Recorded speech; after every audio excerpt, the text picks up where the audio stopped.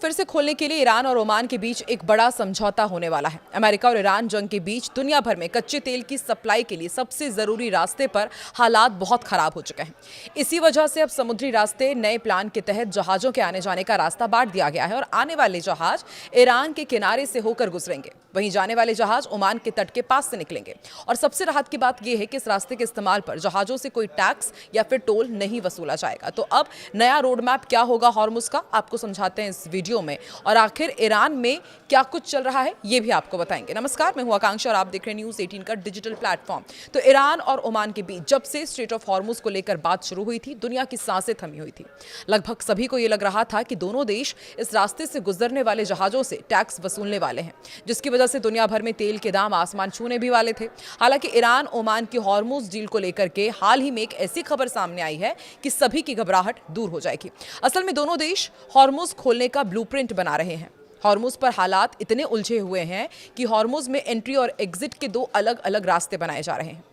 Hormuz में आने जाने वाले जितने भी टैंकर्स हैं उनको लेकर के क्या ब्लूप्रिंट है वो भी आपको बता दें। देखिए, तेल टैंकर, अमेरिका और ईरान चल रही ईगो की लड़ाई में पूरी दुनिया पिस रही है, ये तो आप जानते ही हैं। ईरान ने ट्रंप पर प्रेशर डालने के लिए स्ट्रेट ऑफ हॉर्मुज को दुनिया का सबसे खतरनाक रास्ता बना दिया। अब जाकर इसे खोलने की कोशिशें हो रही हैं। जंग के बीच हॉर्मुज के आसपास कई सी माइंस भी बिछी होने की बात सामने आई थी। यानी अब पहले की तरह जहाज कहीं से निकल नहीं सकते, अब उन्हें बताए गए सुरक्षित रास्ते से ही गुजरना होगा। ऐसे हालातों के बीच हॉर्मुज दोबारा खोलने के लिए अब नया फॉर्मूला तैयार किया गया है। ईरान और ओमान के बीच एक ऐसे समझौते पर अंतिम सहमति बन रही है जिसके लागू होते ही खाड़ी के समुद्री मार्ग से जहाजों का आना जाना फिर से शुरू हो सकता है। ईरान और ओमान के इस समझौते के तहत किसी भी जहाज से कोई फीस या टैक्स नहीं वसूली जाएगी। अंतर्राष्ट्रीय पत्रकार निक शिफ्रिन की एक रिपोर्ट के मुताबिक ईरान, ओमान, संयुक्त राष्ट्र की संस्था इंटरनेशनल मैरीटाइम ऑर्गेनाइजेशन और अमेरिका मिलकर इस टेम्परेरी सिस्टम का ऐलान करने वाले हैं। इस समझौते के तहत स्ट्रेट ऑफ हॉर्मुज की ट्रैफिक के दो हिस्सों में बांट दिया गया है। आने वाले जहाजों का जो रूट है वो आपको बताते हैं। ये व्यापारिक जहाज खाड़ी में दाखिल होंगे और फिर ईरान के तट के करीबी समुद्री रास्ते से होकर इन्हें गुजारा जाएगा। बाहर निकलने वाले जहाजों के लिए अलग रूट रहेगा, यानी कि खाड़ी से बाहर निकलने वाले आउटबाउंड जो जहाज रहेंगे उन्हें ओमान के तट के करीब वाले रास्तों से रवाना किया जाएगा। और इस पूरी प्रक्रिया के दौरान व्यापारिक जहाजों से किसी भी तरह का टोल या फिर नेविगेशन चार्ज नहीं लिया जाएगा। हालांकि राइटर्स की एक और रिपोर्ट है, इसके मुताबिक इस समझौते से ईरान को खाड़ी में दाखिल होने वाले जहाजों पर एक तरह से निगरानी और कंट्रोल का अधिकार मिल जाएगा, जिसे अमेरिका की ओर से तेहरान को दी गई एक बड़ी छूट के रूप में देखा जा रहा है। यह समझौता स्थायी नहीं है बल्कि टेम्परेरी सिस्टम है। इसका मकसद है अमेरिका और ईरान को फिर से सीज फायर और समझौते की मेज पर लाना। दोनों देशों के बीच 60 दिनों की टाइम लिमिट दोबारा शुरू होगी और इन 60 दिनों के दौरान ईरान के न्यूक्लियर प्रोग्राम, अमेरिका द्वारा फ्रीज की गई ईरानी संपत्तियों और हॉर्मुज के परमानेंट हल पर बातचीत हो पाएगी। और सबसे अहम बात यह है कि इन 60 दिनों के अंतरिम पीरियड में ईरान को अपना कच्चा तेल बेचने के लिए अंतर्राष्ट्रीय प्रतिबंधों में बड़ी ढील भी दी जाएगी।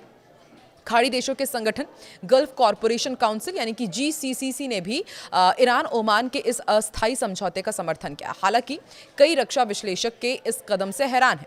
विशेषज्ञों का यह भी मानना है कि अगर ये डील फेल होती है तो ईरान दोबारा हॉर्मुज के रास्ते को पूरी तरह ब्लॉक कर सकता है। इसके बावजूद खाड़ी देशों का इस व्यवस्था पर राजी होना इस बात का सबूत है कि इस समय पश्चिम एशिया के देश वैश्विक आर्थिक संकट से बचने के लिए किसी भी तरह से व्यापार दोबारा चालू करना चाहते हैं। इधर ईरान के अंदर बहुत तेज हलचल हो रही है। ईरान की सत्ता के भीतर नई हलचल ने देश की राजनीतिक स्थिति को लेकर कई सवाल खड़े कर दिए हैं। सर्वोच्च नेता अली खामेनेई के परिवार से रिश्तेदारी रखने वाले प्रभावशाली धर्मगुरु मोहम्मद बाकिर खरारजी ने एक वीडियो जारी किया है, जिसमें वो मौजूदा इस्लामी गणराज्य की व्यवस्था को बदलकर इस्लामी सरकार स्थापित करने की विस्तृत योजना का दावा करते दिखाई दिए। वीडियो में उन्होंने न सिर्फ एक पैरेलल संगठन तैयार होने की बात कही, बल्कि हजारों समर्थकों की संगठित ताकत के जरिए सत्ता व्यवस्था पर दबाव बनाने का रोड मैप भी पेश किया है। करीब 5 मिनट का उनका ये वीडियो सामने आया, जिसमें वो कहते हैं कि उन्होंने सालों पहले ही छाया सरकार तैयार कर ली थी। उनके मुताबिक संगठन के पास शासन चलाने के लिए 60 खंडों वाली एक विस्तृत योजना मौजूद है, जिसमें सरकारी संस्थाओं के संचालन से लेकर के नई व्यवस्था लागू करने तक का पूरा खाका तैयार है। उनका दावा यह भी है कि मौजूदा इस्लामी गणराज्य अब अपने मूल्य उद्देश्य से भटक चुका है और इसे बदलने की जरूरत है। खरारजी ने संगठन विस्तार का भी साफ लक्ष्य रखा। उन्होंने समर्थकों से कहा कि हर व्यक्ति को 17 नए लोगों को जोड़ने की प्रक्रिया में शामिल होना चाहिए और फिर इसी तरह से वो प्रक्रिया आगे बढ़ती जाएगी। और इस मॉडल के जरिए 1000 शहरों में 2.5 लाख लोगों का नेटवर्क तैयार करने का दावा किया गया है। उन्होंने ये भी कहा कि पहला सम्मेलन वो अपने संगठन के संसाधनों से कराएंगे और फिर जरूरत पड़ने पर 1 लाख लोगों की रैली आयोजित की जाएगी। उनका दावा था कि नेटवर्क मंत्रालयों तक की घेराबंदी करने की क्षमता रखेगा और वीडियो का सबसे चर्चित हिस्सा खामेनेई परिवार से जुड़ा दावा रहा। खरारजी ने यह कहा कि अली खामेनेई के बेटे मोज्तबा खामेनेई की सोच उनके पिता से भी अधिक कट्टरपंथी है। उन्होंने यह भी दावा किया कि मोज्तबा को कुछ सालों तक सत्ता के केंद्र से दूर रखा गया था, लेकिन वो लगातार उनके संपर्क में रहे। हालांकि इन दावों की स्वतंत्र पुष्टि नहीं हुई है और न ही ईरानी सरकार ने इन आरोपों पर कोई आधिकारिक प्रतिक्रिया दी है। 65 साल के मोहम्मद बाकर खरारजी ईरान के प्रभावशाली धार्मिक और राजनीतिक परिवार से आते हैं। उनके पिता विशेषज्ञों की सभा के सदस्य रहे हैं और उनके परिवार के अन्य सदस्य भी लंबे समय तक विदेश नीति और सत्ता प्रतिष्ठान से जुड़े रहे हैं। यही वजह है कि उनके बयानों को सामान्य राजनीतिक बयानबाजी की जगह सत्ता प्रतिष्ठान के भीतर चल रही संभावित खींचतान के संकेत के रूप में देखा जा रहा है। एक्सपर्ट्स के बीच इस वीडियो को लेकर अलग अलग राय सामने आ रही है। एक पक्ष ये मानता है कि ईरानी सत्ता जल्द ही खरारजी के खिलाफ कार्रवाई कर सकती है, तो दूसरा ये मानता है कि सत्ता के भीतर बढ़ते शक्ति शून्य का संकेत है, जहां अलग अलग धड़े खुलकर अपनी ताकत अब दिखा रहे हैं। यानी कि सब कुछ ये जो लड़ाई हो रही है वो पावर सेंटर को लेकर है। तीसरी संभावना ये भी जताई जा रही है कि भविष्य के नेतृत्व संघर्ष की तैयारी हो सकती है, जिसमें उत्तराधिकार को लेकर नई राजनीतिक जमीन तैयार की जा रही है। हालांकि वीडियो में किए गए कई दावों की स्वतंत्र पुष्टि नहीं हुई है, लेकिन इतना साफ है कि ईरान की सत्ता के भीतर वैचारिक संघर्ष और नेतृत्व को लेकर अनिश्चितता पहले से भी अधिक खुलकर सामने आने लगी है। आपको क्या लगता है कि क्या ईरान में एक बार फिर से सत्ता परिवर्तन होगा? क्या मुस्तफा खामेनेई के सामने खरारजी बगावत पेश करेंगे?